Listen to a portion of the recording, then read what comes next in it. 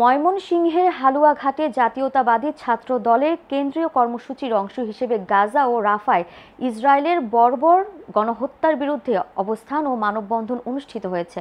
পৌর শহরের সরকারি শহীদ স্মৃতি ডিগ্রি কলেজের সামনে এ মানববন্ধন অনুষ্ঠিত হয়।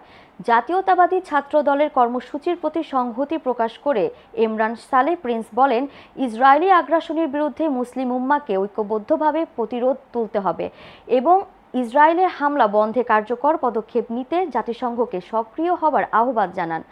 অবস্থান ও মানববন্ধনে সংহতি প্রকাশ করে বক্তব্য রাখেন হালুয়াঘাট উপজেলা বিএনপির আহ্বায়ক আসলাম মিয়া বাবুল, পৌর বিএনপির আহ্বায়ক হানিফ মোহাম্মদ শাকিরুল্লাহ, সরকারি শহীদ স্মৃতি ডিগ্রি কলেজের শিক্ষক মির্জা জহিরুল ইসলাম, উপজেলা ছাত্র দলের আহ্বায়ক নাইমুর আরিফিন পাপন, পৌর ছাত্র দলের সদস্য সচিব তাজবির হোসেন অন্তরসহ হালুয়াঘাট উপজেলা ও পৌর বিএনপি ও অঙ্গ সংগঠন নেতৃবৃন্দ এবং শিক্ষক সাংবাদিক।